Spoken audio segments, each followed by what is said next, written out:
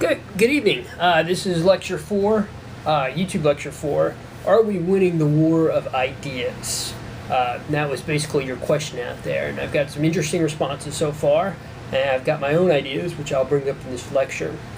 So the overall question is, are we winning the battle of ideas? And there's obviously a yes answer and there's a no answer. Zakaria, in his piece, is pretty explicit that we are winning the ideas, and he has some very, very strong arguments. On September 11th, 2001, we were, for all intents and purposes, losing the war on ideas, losing the war for the hearts and minds of the Muslim population. Polls across the Muslim world so that there was actual support for Osama bin Laden, support for the 9/11 attacks, and even if there wasn't, even those who didn't support it said we might have gotten what we deserved. There were rallies after September 11th for Osama bin Laden on the streets in Indonesia, Pakistan, Palestinian territories. The one exception where there's actually support for the United States was actually on the streets of Iran, believe it or not. And that was the one point that the one area of the world where there was where the Muslim world that showed support for the Americans. But for the most part, there was actually pretty much rallies in support of Osama bin Laden. Back then, on September 11th or shortly beforehand, there was bloody Islamist movements. These were political movements that had been co-opted by the most violent fringes of Islamic society, and they were in Algeria, Turkey, Saudi Arabia, Chechnya, Indonesia, places where you could say Islam went wrong, and there was widespread civil war in all those places. And Al-Qaeda had taken advantage of those civil wars and actually put its tentacles in those areas. And then on September 11th, Saudi Arabia, which right now is considered an ally and has always been an ally, would make a very hard argument that they were supporting our interests. Back then, I think, and I still think to this day, is that they were an adversary. They supported jihadi movements throughout the world, everywhere from Indonesia to even in the United States. Saudi Arabia was prevalent. They were actually a big cornerstone of the jihadist movement. Then Zakaria basically lays out that's what was going on in September 11th. Fast forward 10 years, almost the complete opposite. And he wrote this article before the death of Osama bin Laden, before the Arab Spring. But currently, almost the opposite has happened. Saudi Arabia has instituted a series of reforms, particularly after the 2003-2004 attacks, that have brought the kingdom to more of a current situation, more of a less jihadist point of view. There's less support for worldwide jihadist movements. One of the great success stories that Zakaria talks about is this rehabilitation program. And what it is it's almost like a drug rehabilitation. Like, if you think celebrity drug rehab, that's basically what jihadi rehab is. You go to a pretty fancy resort-like place. They're given their own room, and they're given Islamic instruction for 12 hours a day, and they're told that what they're doing is against the Quran, against Islam. And these are people that were arrested for terrorism, people who came out of Guantanamo Bay, people who were on the fringes of Saudi society, and this is how they brought them in. And Zakaria says it's a pretty big success story. Others are a little bit not so sure about that, but it still has successful roots in it, and it's been a big point in why Saudi Arabia is no longer the jihadist center point that it was 10 years ago. Zakaria also makes the point correctly, is that militant Islam has been rejected not only by the elites but by the populations of these countries. Algeria, Indonesia, Chechnya, Iraq all saw their populations stand up to the likes of Al-Qaeda. In Iraq, it might have been a little bit American-induced, but for the rest of those countries I talked about, it was indigenous people saying, we reject militant Islam. We don't believe in violence in the name of the Quran. and that's led to kind of a shift in the Arab world, even before the Arab Spring. And Zakaria brings that point up. And then what Zakaria doesn't say is pretty much the Arab Spring, which happened after he wrote the piece. That was a final nail in the coffin for the jihadist movements. That the people of Egypt, Tunisia, Syria, when they stood up, they stood up against the autocracies that had been in their countries, and they didn't turn towards Al Qaeda. They turned towards more of a democratic movement. So even in Egypt, which you hear about Islamist party coming to power, these are not Al Qaeda affiliates. They're not militant Islam parties. And the other thing about the Arab Spring that's important to note is that it eliminated the dictatorships that were so hated in the Middle East. The Egyptian people hated, or a good portion of them hated Mubarak, and they hated the United States because we supported Mubarak. So if you eliminate U.S. support for Mubarak, then the people have no reason to hate the United States. So that was another thing that took the wind out of Al Qaeda's sails. So Zakaria paints a pretty good picture that we're doing well. The situation is better than it was 10 years ago. We've almost won the war of ideas, and we're traveling down a rosy path. He's right, but there are 3 glaring exceptions, and that's what I want to talk about in this lecture. You can't say we've defeated jihadists. You can't say we've won the war of ideas if you can't address 3 things. 1, Pakistan. 2, Yemen. And 3, the increase in the homegrown threat we've seen actually here in the United States. Those are the 3 glaring exceptions. So starting with Pakistan, and Zakaria wrote this back in 2010 when relations were beginning to sour, and in 2011 relations with the U.S. and Pakistan are at an all-time low. They're at the worst it's been since Pakistan has actually come as a nation. The UBL raid has a lot to do with their ongoing operations in Afghanistan, and then this past weekend the killing of 25 Pakistani soldiers at a checkpoint by what looks to be a Predator drone just really hurt our relations with Pakistan. And Pakistan is the only place of all these countries we talked about where not only you have these jihadist movements, but you have nuclear weapons too.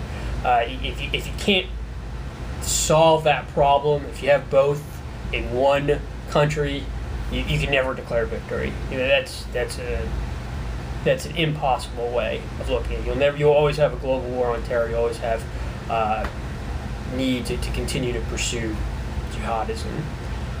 The other thing about Pakistan is until, I think, especially if you've been deployed there, and I know there's been a couple of people in the class that have, but the government's required to play 2 sides of the street. They talk a great game. They've got some pretty smart elites that come out and talk about how they're trying to defeat jihadists. But in their country, we know that they support the jihadists, or at the very least, they're giving a blind eye. And again, they have to play both sides of the street. And when Pakistan has to do that, we'll never have strong relations with the country, and we'll always be in some sort of constant conflict. So until that's said, you can never say we've defeated, or you can't say we've defeated jihadis, because Pakistan, I think, of all those countries, is the one area that there's a huge exception. Second exception would be Yemen. Yemen, as you know, is part of the Arab Spring, but it's certainly not transferring over into anything that looks like a democracy. And anarchy is 80% of the country. Only in the cities is really the government in control. In the countryside, it's tribalists, and that's given a lot of room for the Islamic movements to take a hold. There's a dictator that recently stepped down that's hated by the people, and they project this on the West. So we have very, very few. The Yemeni population does not have a very good view of the United States. And this allowed what probably until a few months ago was the biggest threat to the West, which is Al Qaeda in the Arabian Peninsula, headed by Anwar al-Awlaki. I'll talk about him more in a second. But this is probably the, I would say, even worse than Al Qaeda core. The people that are the Al Qaeda branch that is out in Yemen. They had skilled bomb makers, and they also have probably one of the best public relations programs out of any jihadist group. When he was alive, Al-Awlaki had published a very inspirational magazine called Inspire. It was read by jihadists worldwide. He would be online. People in the United States would listen to him. People in the United States would be inspired by him. He spoke perfect English. He used to live here, and he spoke perfect Arabic too, so he could translate into both worlds. So Al-Awlaki was probably the nightmare terrorist. Fortunately, 6 weeks ago we killed him in a drone strike. We killed him and his senior public relations person. But I don't see that. I think it's important that we killed him, but I don't see that destroying Al Qaeda in the Arabian Peninsula anytime soon. Al Qaeda Arabian Peninsula is responsible for a ricin plot that goes along with your WMD studying that you've gone before. The underwear bomber back on Christmas 2009, which that's the reason why we have all these advanced screening techniques at the airports we have to go to. And then in 2010, they launched printer bombers. They put explosives in printer bombers with the intention of detonating them over U.S. soil. So they're not only do they have the intent, but they have the means, they have the motive, and I think that's the number one worrisome group. And they also have the media savvy. At least they had as of 6 weeks ago, and I still think they'll continue to have. So the third glaring example would have to be the homegrown threat, and this is something that's come up quite spiked up in the last few years, and it's a little bit of a mystery how this happened. We've had an increase in actual incidents by homegrown threats. You had the Fort Hood shooter in 2009. You had the Times Square bomber, Faisal al-Assad. You had Anwar al-Awlaki, who was an American citizen and who was actually part of the establishment here in Northern Virginia, go overseas. And not only that, you have people who go overseas to Yemen, who to Somalia, and then they come back and are participating in the jihad overseas. This happens every day. American citizens are traveling over to Somalia and they're coming back. And this, why this happened in the last couple of years is a little bit of a debate in the intelligence community, and no one has settled it in any reason. But there's some theories, and I just want to end this lecture with why has there been an increase in homegrown extremists. And that would be a great topic for a research paper. But why has there been an increase in homegrown extremism?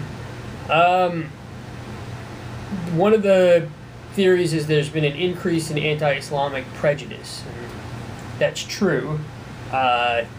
There's been between the New York City mosque in Tennessee, there's been an increase in anti-Islamic prejudice, but that's been around particularly since September 11th for the last 10 years.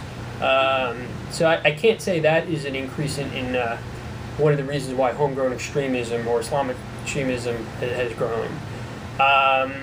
Others have said that Muslims aren't integrated into U.S. society, that they can't find jobs, that the economy has been particularly hard on them, and that's why they have to turn to these extremist groups. And that may be part of it too, but that's not entirely true.